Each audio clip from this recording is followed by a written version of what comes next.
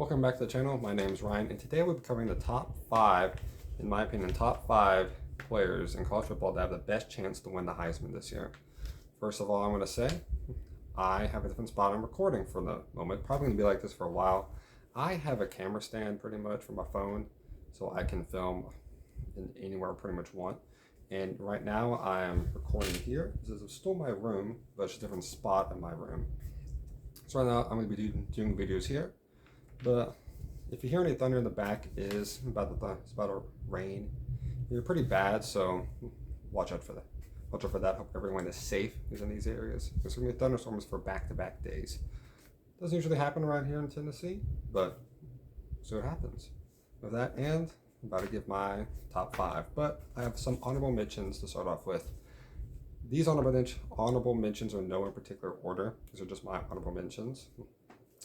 Jordan Travis at Florida State is one of my honorable mentions. He definitely can have a very good chance of winning Heisman this year. Very high potential for it. His skill set's off the charts. He has great running. He can throw it well. It's just, can his team get big wins down the stretch? Can they win against good teams, medium teams? Can they just win enough games? That's the main thing, especially having Clemson in your conference. Probably going to have to win your conference this year, especially in ACC, to win the Heisman. Unless you just have a ridiculous year like Caleb Williams had last year.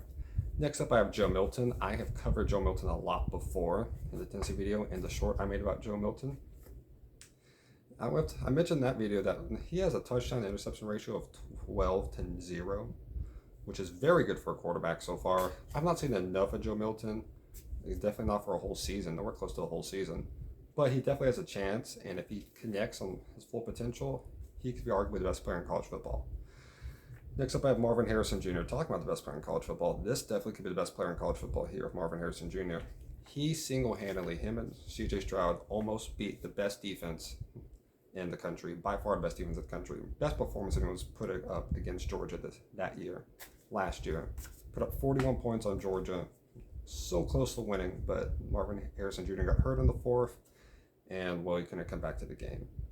He's one of the best players in the country. The reason I don't have him in my top 5 is just because he's a receiver, and the one time I've seen it happen, at least in my lifetime, was with Devontae Smith with Alabama. But that team was so dominant and so good. Someone had to win it from that team, and he was just the guy that showed out the most, in my opinion. Next up, I have Blake Corum. People really forgot how good Blake Corum was for Michigan. He was a beast at Michigan last year until he got hurt against Illinois. He was probably the Heisman favorite at that moment. It was him and Hooker fighting it out. Then Hooker lost to South Carolina and got hurt.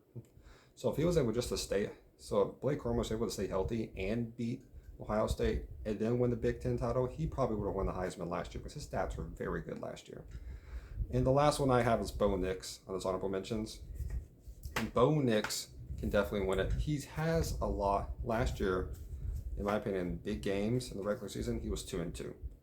He beat Utah, beat UCLA, but then he lost to Oregon State and Washington.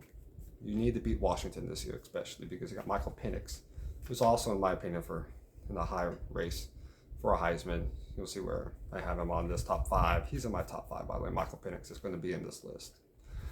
So let's get to it. Let's get to it. At number 5, I have Sam Hartman at Notre Dame. He is coming off a year at Wake Forest, which he put up 3,701 passing yards, 38 touchdowns, and 12 interceptions. He is a beast at Wake Forest. He was the guy who led that offense to them last year. He had a 4,000 passing year before, almost 4,000 passing yard year last year. He's just a really good quarterback. Now he's on an even better team. They're maybe more of a run team now, but the players are way better than when he was at Wake Forest. And he was almost beating Clemson with Wake Forest. He almost beat Clemson with them. They were 9-0 at one point. Not last year, but the year before last year. And that offense is one of the best offenses in the country, Wake Forest had. So they're just going to get better with Sam Hartman on the team. I think Sam Hartman can definitely get better, and it will show up more at Notre Dame. It also has more of just not a global level, but a national level when it comes to his production. No one's going to watch Wake Forest games. No one chooses to do that to themselves. But Notre Dame, there's a lot more Notre Dame games coming on, especially on NBC. Notre Dame, he's going to be showing more. He's going to be showing how good he actually is. Next up at number 4, I have Quinn Ewers. I mentioned him last time in the video when I had talking about Texas. I think this man could definitely be a Heisman winner. For the main reason, they lost Bijan Robinson to the draft. their main thing now is going to be passing, and he is one of the best arm talents in the country. That's without a doubt. Until he got hurt last year, he was destroying Alabama in that first quarter. If you just watch the game, it wasn't just a one quarter sample size, pretty much. You could tell this man was special. I think he can play on a special level this year, especially players like Xavier Worthy, Adonal Mitchell from Georgia, the transfer from Georgia. He's really good. Xavier Worthy is one of the best receivers in the country. So the talent around him is greater receiver. They lost the best running back possibly in the country from last year. So it's going to be him to carry the load. Only problem for him, he has a tendency to throw picks and have kind of bad games in some big moments. Against Oklahoma State, that was a big game. He had more incompletions than completions in that game, which is not what you want from arguably your best player on the team, especially at quarterback. But I think this year, the Big 12 does not look super difficult overall. There's a lot of good teams, no great. I think he can be a great player, which can make his team a great team. Number 3, I have Drake May. Drake May last year put up 4,321 passing yards, 38 touchdowns, and 7 interceptions. Along with that, he had 698 rushing yards and 7 touchdowns. That's pretty much self-explanatory. He is the offense. Pretty sure he's being a sophomore year coming in. So, him under Mac Brown has shown to be very good at quarterbacks.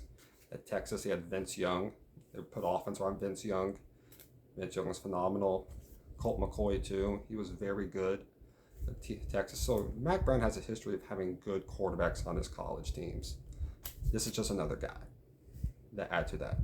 This guy is amazing. When you watch him play, he looks like he can be very special, and he's going to have that year to progress. Still very young. I think he can be very good for his North Carolina team. And if this North Carolina team can make the ACC title game, it'll be because of him.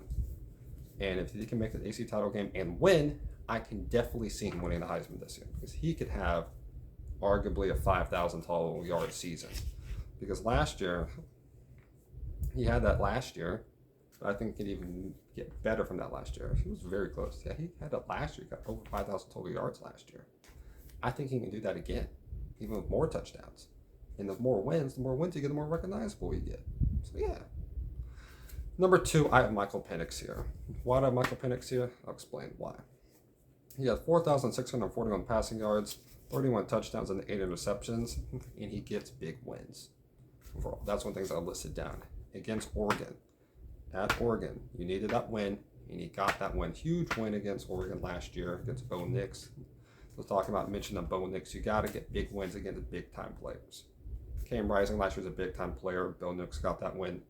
But this time, you lost to Michael Penix last year. And Michael Penix, I just think, is a better quarterback talent than Bo Nix overall. And especially now, this year, I think Michael Penix is just going to get better. His arm talent's phenomenal. He's one of the best quarterbacks in the country. In my opinion, he's a left-handed guy. So I have a feeling that I like left-handed quarterbacks personally. You can just look at the track record. Tua, his best left-handed quarterback recently, and he was phenomenal. So yeah, I'm not comparing him to Tua talent-wise, but just left-handed quarterbacks seem to be very good. And I think his team's going to be very good this year. I think Washington has a chance to make the playoffs even, let alone win the Pac-12. So I think Washington's going to do a step forward with them. So I got Michael Penix as the second guy. And number 1, this is pretty obvious, last year's Heisman winner. And I probably got him winning the Heisman again this year based off just how better he is than anyone else. Caleb Williams.